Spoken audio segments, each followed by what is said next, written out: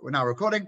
Our final destination all the way to Alaska. Before I introduce our esteemed speaker this evening, welcome back, people. It's fantastic to have you finish the journey with us after so many nights, so many travels, feeling completely jet lagged. It's wonderful that we've all come out again. I must tell you, after last night's talk with Gibraltar, I received an email from a lady who lives in Gibraltar. They'd been at another event and she asked for the video recording of last night's talk, and it was absolutely lovely that I was able to share that with her and she could join in with her. She could participate in what we did and take pride in the event. Tonight we don't have a sponsor, so no particular message, but let's just start off with painting a picture, things that I was able to find with a bit of searching today, weird things about Alaska, things that I'm sure our Choshev Rabbi won't be joking about. Number one, let's go back to 1926. Perhaps, yes, maybe some of you remember the year, who knows? 1926, or just before you were born, maybe. We have here, Alaskan flag was designed by a young 13-year-old boy named Benny Benson. How about that for a bit of alliteration? Anyway, Benny Benson designed the flag. It was voted upon, and his design of the Big Dipper and the North Star was declared the winner, and that became the flag of Alaska. The highest temperature ever recorded in Alaska was 100 degrees Fahrenheit, or 37.778 Celsius, and that was back in 1915. The lowest was minus 62 Celsius back in 1971. Quite a range there. Did you know that Alaska is almost as close to Tokyo as it is to New York? Oh yes, I see those eyebrows being raised. It's true. It's 3,520 miles to Tokyo from Alaska, and a mere 3,280 to New York. For some people, a day can last 3 months. We've all been in those droshas that seem to go on for an eternity.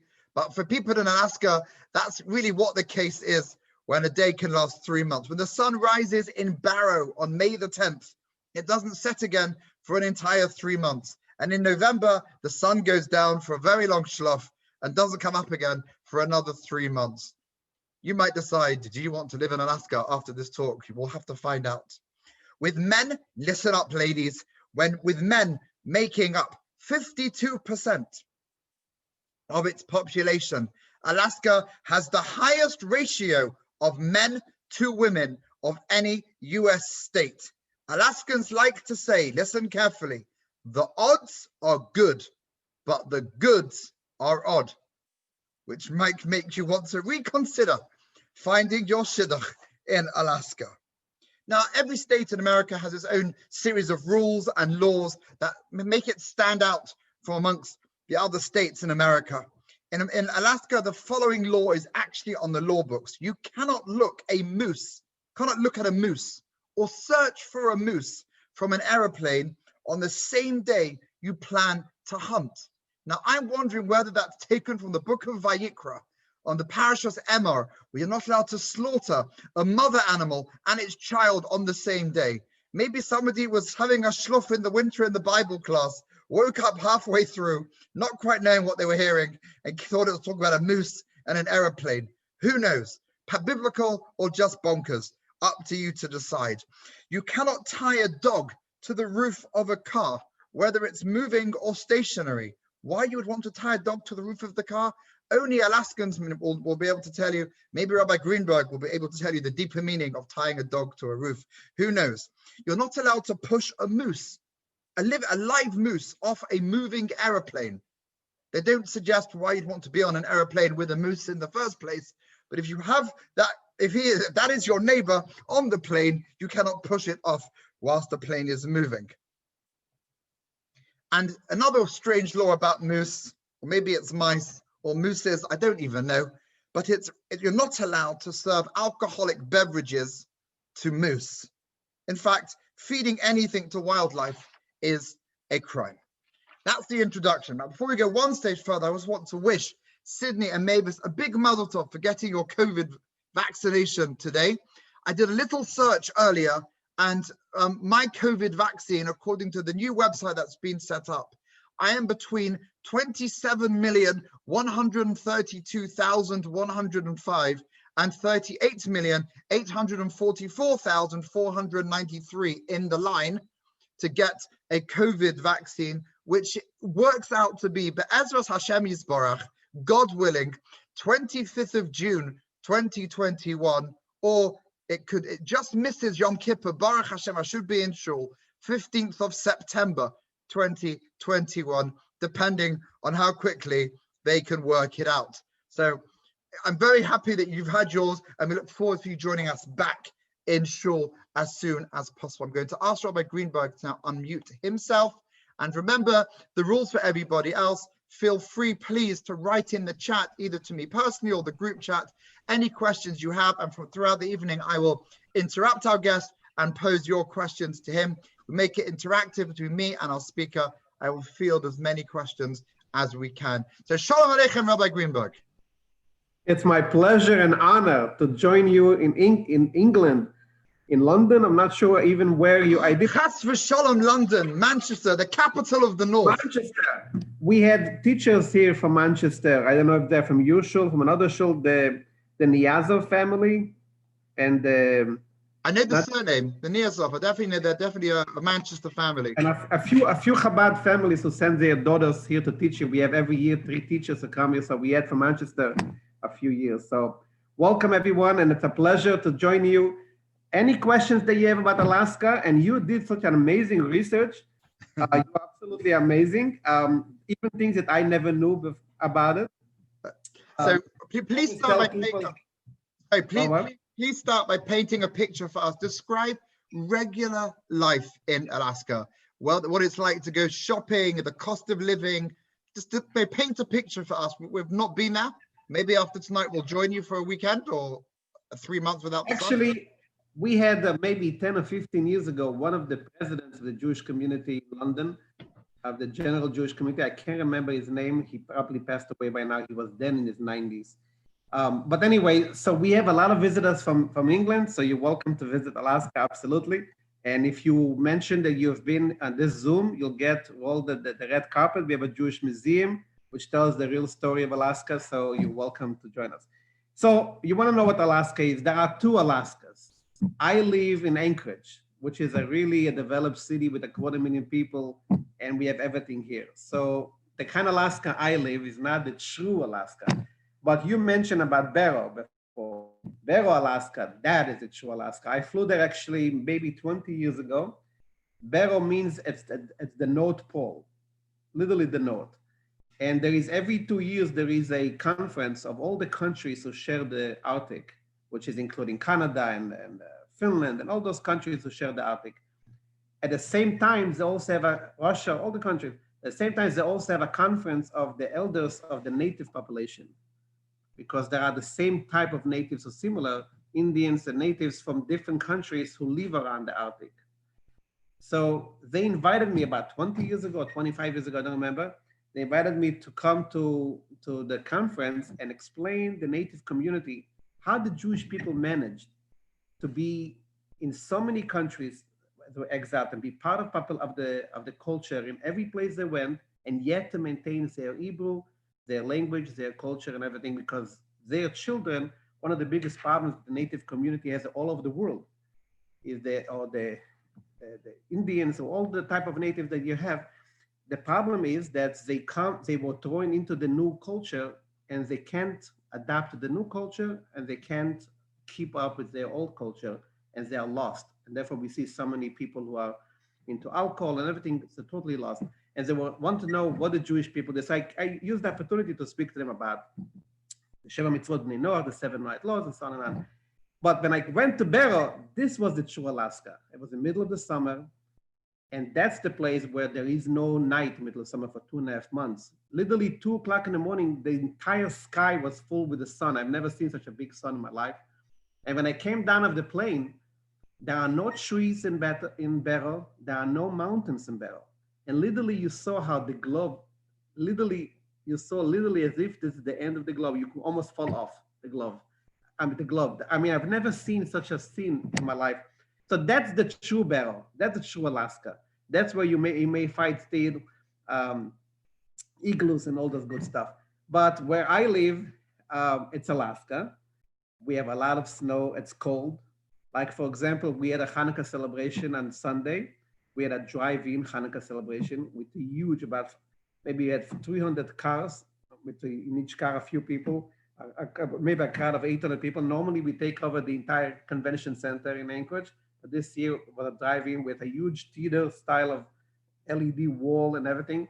So, but me and a few speakers, we were outside. Everyone is sitting in the car. It was really cold.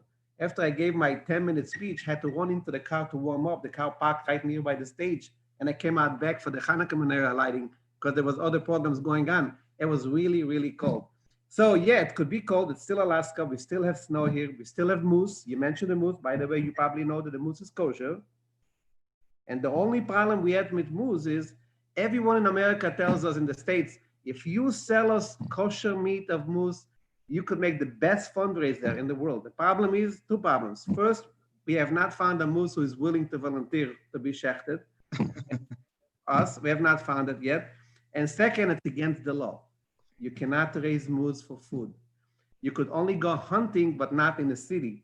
So they will not allow to have, but the moose is really kosher. Now the moose is a very respectful animal.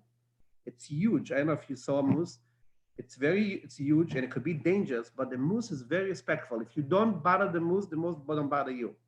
And the moose is really all over the place. I mean, literally, you know, I used to go to shul in the morning, sometimes 9 in the morning, it's still dark in Anchorage. And once I saw someone coming towards me and I thought, who could it be walking to shul so early? And I was thinking, maybe it's a tourist middle of the winter that I don't know. And then as I got closer, it's a moose walking.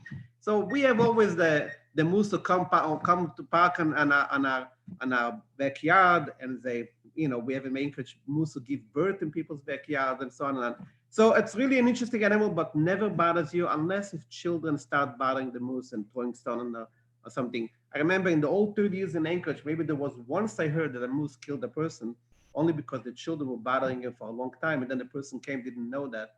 And the moose, but normally the moose doesn't. We do have bears. The bears is a different story. With them, you have to be a little more respectful with the bears. You have to really know your place. But with the moose is another problem. And the bears really, I live in Midtown Anchorage, so I do not face the bear problem. But all the young couples that we have, they live on the exits out where the mountains are. And the biggest yichus is to have $1 million home and have a moose knocking on your window, a bear, not a moose. A moose is nothing. You have a bear knocking on your window in your backyard and so on, and take videos with the bear from outside. So that's the big yichus in Anchorage. But yeah, so life in Anchorage is normal. We have everything that our city would like to have, and people go to work. It is a little dark, but it's not like Barrow. In the North Pole, it's really dark, totally dark. By us, now it's, for example, it's 11:15. It's already light for 2 hours. Now it's 11:15 in the morning here. It's already light for 2 hours, and we will probably light the sunset will be around 3:20, 3:40. So we have a small day, but not, we still have a day. In Barrow, there is no day now. For 2 months, it's totally dark. So that's what life is. And now Anchorage has about 3,000 Jews. The rest of Alaska is another 3,000 spread. There's not a village where there's not a Jew. Not small town. Every place is a Jew. And of course, as I always tell people ask me if I go fishing in Alaska, and I tell them I came here to fish for Jews, not for fish. However, I did went once fishing, the real fishing, like going on a boat all the way 3 hours into the water. And this was really an experience out of this world. But I still love more the experience of fishing for Jews. Any other questions? Yes. So let me ask you, obviously shlichus is part of what a Chabadnik wants to do. Shlichus is part of your DNA. How did either you choose Alaska, or how did Alaska choose you? Perfect question. So the story started in 1983. In 1984, I was a young student. I was maybe 18 years old. And I just came from Israel to see the Rebbe. I left Israel when I was 17 to see the Rebbe in 1981, and I never looked back. And as my mother said to me, there are no other places to learn in Israel, no other rabbis. And I said, such a Rebbe, there is nowhere in the world. And I never looked back. So when I was 18, I came to Israel, and I'm sorry, just 1 second, I'm sorry. Anyway, so I came to Israel when I was 17, and I came from Israel to the United States, and when I was 18, they sent me on a shlichut. There was a yeshiva in Seattle, Washington, and there is a very famous University of the State of Washington, and there was a Chabad house and a yeshiva right near the university, and we were giving classes to students at the university. So Seattle, I was there for 2 years, 83 and 84, and I used to go back to New York for Passover, for the holidays and so on. So there were 10 yeshiva students in a house. We had a shul and a place to learn, and the students would come to learn with us. So the rabbi in Seattle, Rabbi Shalom Ber Levitin, he was the Rebbe Shliach in Seattle in 1972. And when he was sent to the state of Washington, he was given the authority to oversee all 5 states around that. One of them is Alaska. So he would travel to Alaska, and students from the yeshiva would travel to Alaska for every Yom Tov, for Hanukkah, for Purim, for the holidays, and so on. That was my relationship with Alaska. And then when I went back to 770 to the Lubavitch headquarters in Brooklyn, and I learned there for another 4 years. And then I got married, and with my wife from Michigan. And in 1990, the Jewish community in Alaska was asking for a permanent shliach. They never had a permanent shliach. So Rabbi Levitin from Seattle came knocking at the doors of all of his students who have been in Seattle for the previous years, who is Meshuggah enough to agree to go to Alaska. And he found a Meshuggah like me. So me and my wife, we went here. My father-in-law is the head Chabad rabbi in the state of Michigan. He was sent by the Rabbi Berel Shem Tov. He's actually, those of you know the Shem Tov family from London, because I know the Chabad of Manchester the entire Chabad of Manchester is related to the Shem Tov family. Probably you know that my wife's grandfather, Rabbi Tzion Shem Tov, Rabbi Tzion Shem Tov, is the founder of Chabad in all England. And his son-in-law, Rabbi Sudak, was the head Chabad rabbi in England after him. And Manchester, the Yaffe family, I'm sure you're all familiar. They're all mushpaim and mekuravim of Rabbi Shem Tov, Rabbi Tzion Shem Tov. So anyway, so going back,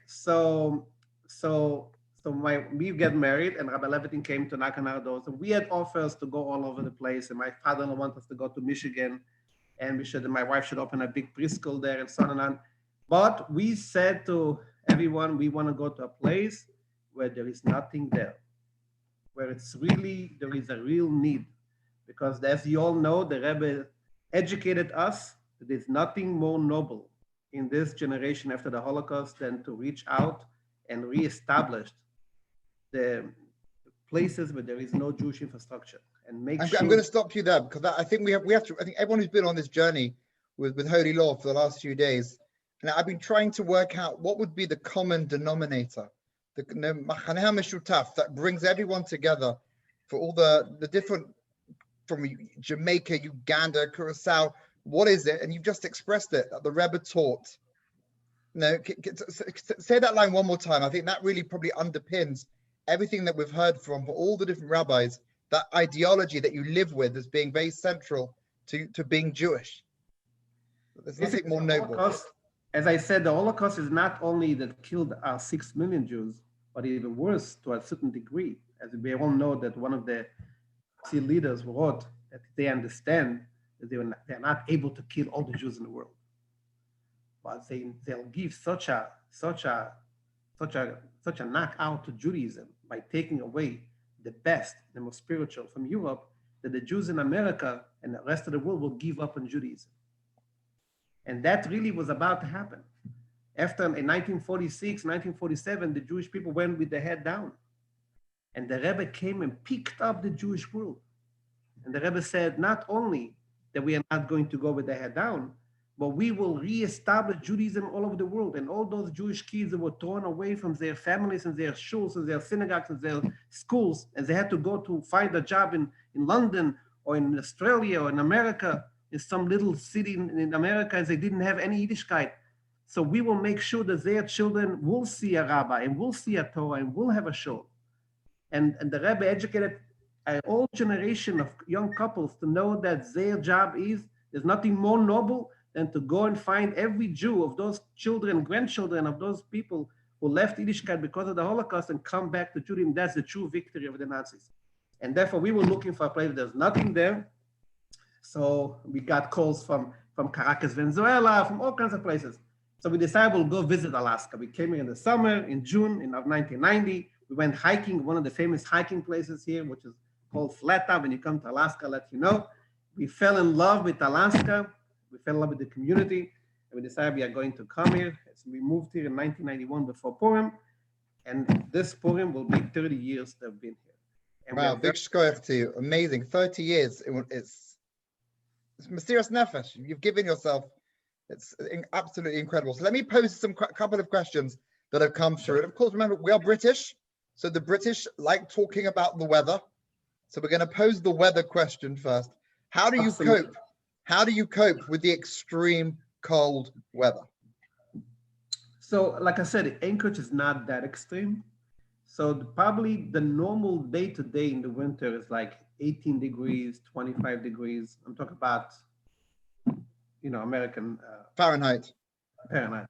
So that's the normal. We do have some, when I came to Alaska, I must say, when I came to Alaska 30 years ago, the winters was much more colder and very, very, very heavy. The winters were really harsh. But as we progressed, I don't know if I mentioned before, but before the last time we saw the Rebbe was a month before the Rebbe fell ill with a stroke. And we went together, the entire family, my wife, myself. It was during the convention of the Shluchot. Usually there is a Shluchot convention of all the Rebbetzins, and it's always on the Rebbe's wife's Yotzet, Rebbetzin Chaim Rishkas Yotzet, on Chavbei Shvat. So we went again, and that year we actually went 3 times to New York for another reason I'll tell you later. So we saw the Rebbe didn't look good. From far, you saw that the Rebbe is very weak. However, when you stood close to him, you didn't see anything. It was the same shine and everything. So we made up, me and my wife, because the Rebbe stopped us every time for a long time because of the Rebbe really, it was very special to him that we went to Alaska. But we made up that we will kind of run it through, not to keep the Rebbe standing. So we actually went, and my wife's cousin was behind us, and she had a baby who became 3 years old, and she had the Opsherish. So we passed by, the Rebbe gave us a special $1 to go to Alaska, to give it in Alaska. And he asked on every one of the children, is she also going to Alaska? Is he also going to Alaska? And he gave a special $1 for everyone. And then we kind of passed it, and the Rebbe started to give $1 to my cousin and to her baby. And then he stopped everything, and he called us back. And in Yiddish, he called like, "Ihr sollt machen dorten warm." You should make it warm there. You should warm it up there. And he smiled, like literally the whole room filled up with the Rebbe's smile. It was like unbelievable. And guess what? It just took 10 years and global warming started to work. And we really melted the glaciers. And the reality is that Alaska is actually warmer. We used to have like at least 6 weeks of really bitter cold of 10 below. And it was hard. And this last 7 winters, it's really much lighter. We don't have anymore. We have a day or two, but it's not as cold. How many Jews are in Anchorage where you are? About 3,000. If all of them would come to shul, I'll be very busy. How many shuls are there in Anchorage? To be honest, there is only the Lubavitch. Thank God we have a beautiful campus with a museum and a preschool and everything. And there is the Reform Temple. Is there a high school for Jewish kids?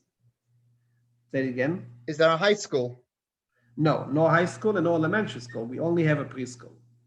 And of course, we do have a Talmud Torah, which is an unusual Talmud Torah where children come to learn every day, like the way it used to be in the olden days, maybe some of you remember, where people would go to public school and would go every day to learn in Jewish school. So that's what we have every day. And therefore, we have teachers who come to volunteers and they teach in our school every day. So we do have children who came out of our Talmud Torah and they were at the Bar Mitzvahs, they were leading services, and they were reading the old Parsha and everything. So we are very proud. So we've done the weather. Now we have to go on to the food. Another very important question. Restaurants. What restaurants or do you have in Alaska? Kosher restaurant? None. The only kosher restaurant is in my home. Okay, we're And coming. it's pretty good. I must tell you, it's pretty good. You're welcome to join us. But we do have, as we came to Alaska, we trying to convince the big supermarkets that they should carry kosher food. And the owner of the supermarket was actually Jewish, and he was actually a supporter of ours. But the managers under him, they would say just not worth it. They would bring it for a week or 2, 3 weeks, a month, and they would stop. And it was on and on like that. Finally, we found a Mormon family who had a natural pantry, natural food, and we convinced them. We said to them, "Well, be your niche. You provide the kosher food. You'll see the tourists will come. You'll see it." So they started, and they did it, and it became very successful. And then all the supermarkets started to copy them. They're all kosher food. So now we have not only that place, but we have, but however, we ourselves, we order everything from Seattle or from California because we need Cholav Yisrael and Passover, the Lubavitchers, we need all the, so they're not going to carry such things for us. So we anyway order everything and we order for the community. And then still we have that for people who want to buy and for tourists to come. And if we miss something, we have a place to run and buy. But we order every 3 months, we go to the airport with a truck, we take all the boxes, we come in, we have a bunch of freezers, we put it out, it's a whole process. But we survive. You learn how to survive. Incredible. What Jewish infrastructure in the rest of Alaska outside of Anchorage? So you got your 3,000 Jews living in Anchorage. And are there other Jews and other shuls anywhere else in Alaska, or is it? So my son has a Chabad house 45 minutes away from us in Sarah Palin's town. Those of you heard of Wasilla, and in the Valley of Alaska. It's about 45 minutes an hour away from us, and very successful. We just bought a year ago a beautiful property for him and a beautiful house, and it's a huge house. It's something that it was made in heaven for a shul. It's like the upstairs is a house, the downstairs is a whole shul. It's huge. It's beautiful. In Anchorage, I could never afford to buy such a house. It would be 4 times the price. But in Wasilla, because it's a smaller community, they were able to find it. And they have thank God, they just had yesterday a beautiful Hanukkah celebration with hundreds of people.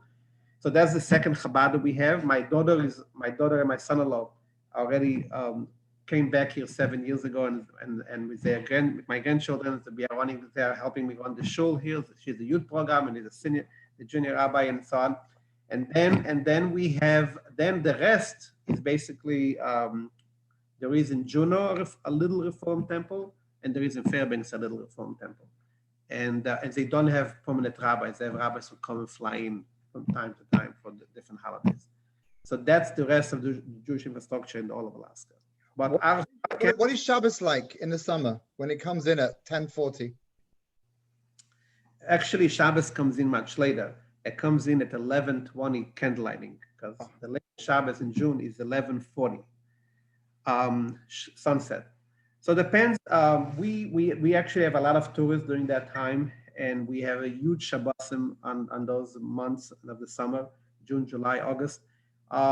We start the earliest that we can, which is 9:40 p.m. I understand in England is also Shabbos late sometimes. So we start 9:40 p.m. and we do Kabbalat Shabbat and we daven. Then we sit down to the dinner about 10:30 at night. Pretty good time to sit down for dinner. We usually sit till 1 o'clock in the morning.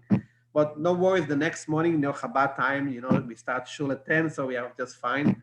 I always joke to the tourists who can't handle the time, at 10 o'clock in the morning, Chabad time. I always tell them, if you're coming in the winter, it's the only place in the world where you could have daven vasikin on Chabad time, because the Nets is here at 10:15 in the morning, the sunrise. So you could daven vasikin, which you know what vasikin means, the early davening, and it's still Chabad time, it's 10 o'clock. However, in the summer, we are fine, and it's actually beautiful Shabbosim. Many families see what they do. They go Friday night, they go to the movies. They eat dinner at 7 p.m. They go to the movies. They come back at 10 o'clock at night. They make Kiddush.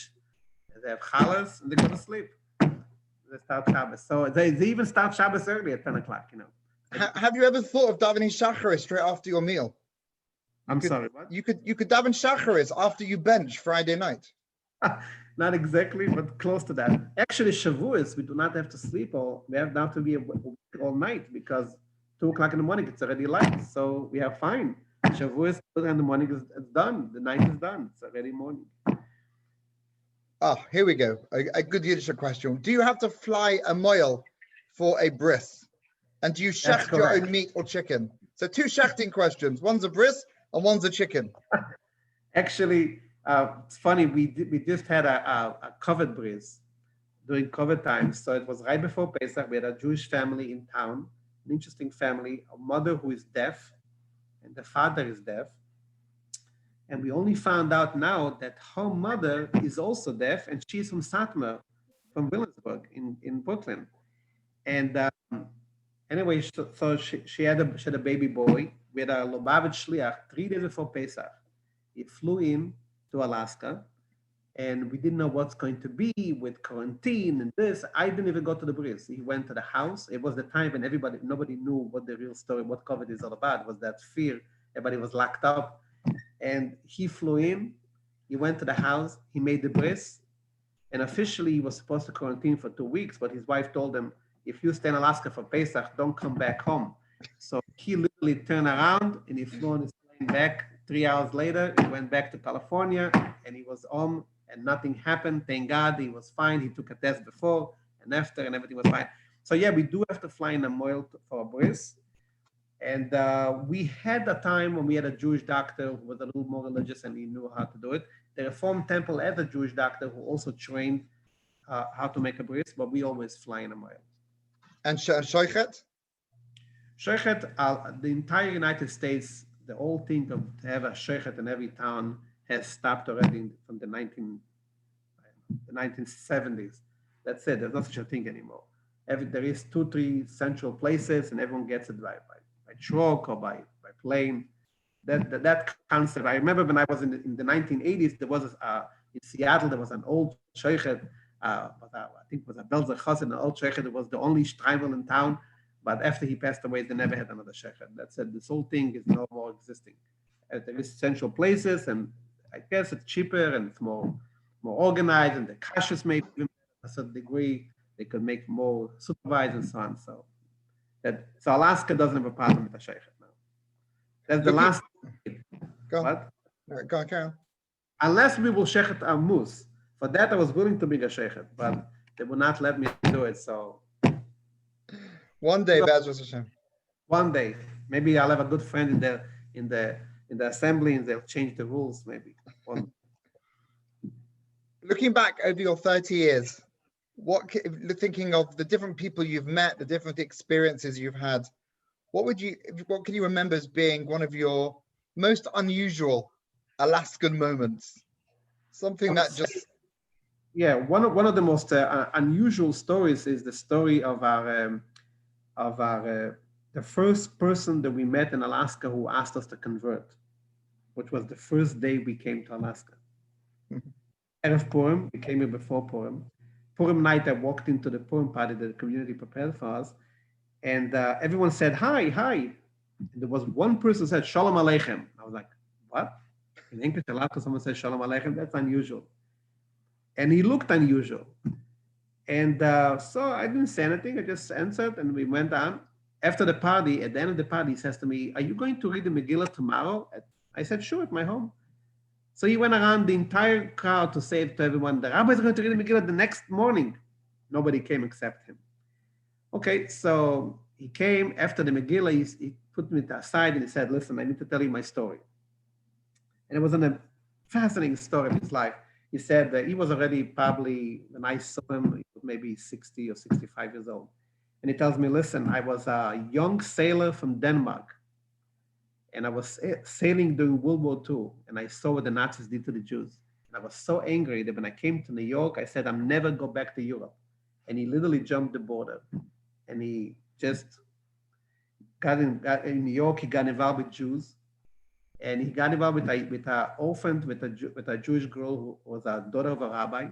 And she was an orphan. The father passed away when she was 10. And somehow they fell in love. And they got married in City Hall in New York. And the entire family of her was standing there crying. She's married a non-Jew, and so on. And he said, we ran away as far as we can to Alaska. But we had a baby.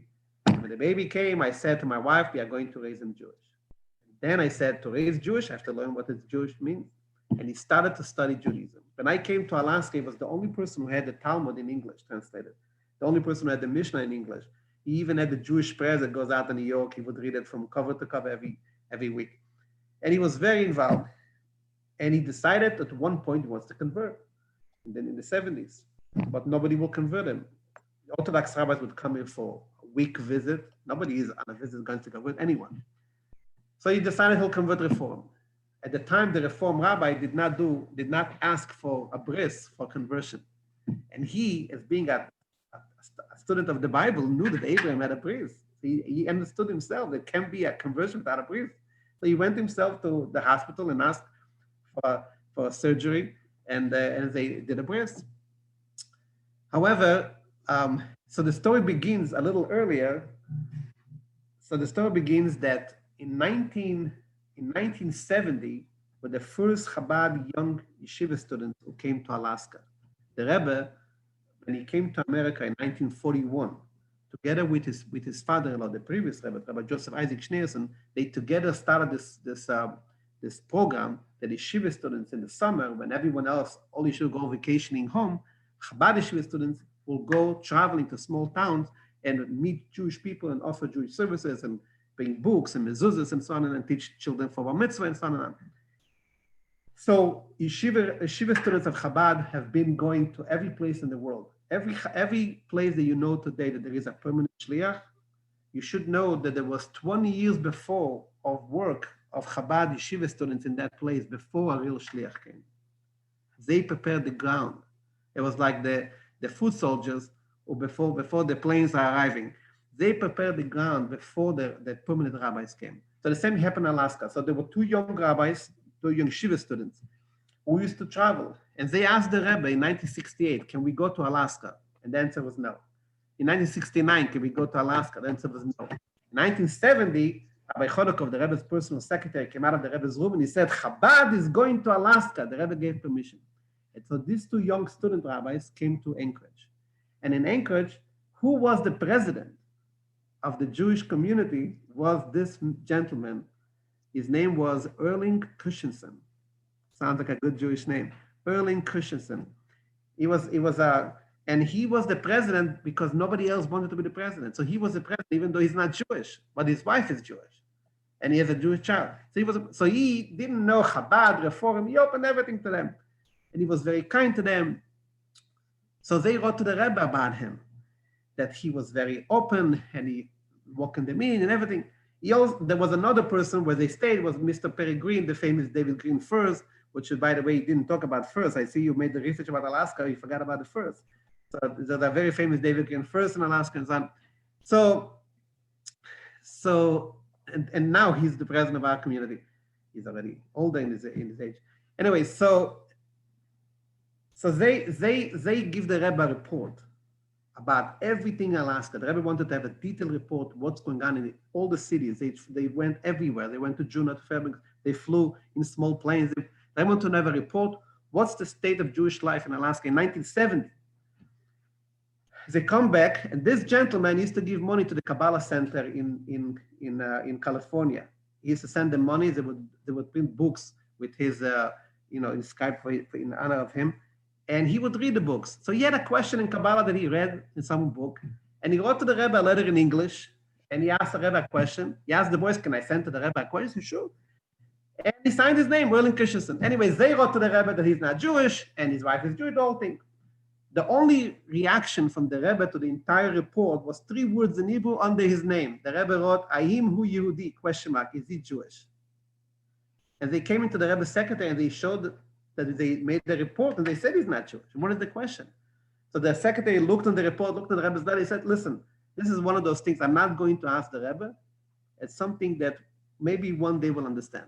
So anyway, fast forward 21 years, I come to Alaska, and this is the man who puts me on the side after the Purim, he said, listen, I've been 20 years begging Orthodox rabbis to convert me. And their answer was that they are traveling rabbis, they don't convert anybody traveling rabbis. But now you're a permanent rabbi, you'll convert me. And I'm like, one day on the job, and I'm 26 years old, and I say to him, I'm saying to myself, I'm not converting you, my friend. And I said, well, we'll see, you this, that. And I pushed him off every week with another excuse. 3 months later, he says to me, what's the problem? Convert me. I said, listen, I'm a young rabbi. I need a bed-in anyway. There's no bed-in here. There's no court of rabbis. I'm not converting 3 months after I'm coming to Alaska. Forget about it. He said, no, you have to convert me. You're the rabbi.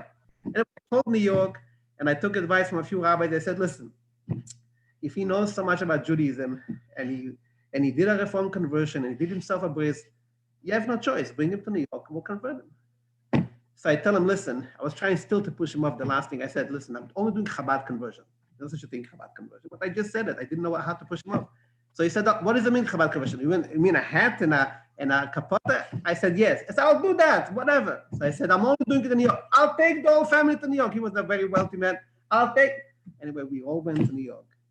And I go, and it was in June in New York, 1991. And those of you who had the privilege to be in New York and see the Rebbe's headquarters, so I'm going on Kingston Avenue and Eastern Parkway, and this rabbi, Chabad rabbi, goes by. He looks at me. He knew I went to Alaska. He looks at the man. He says, oh, I can't believe it. It's him. And he takes me aside. He says, this is the man the Rebbe wrote about.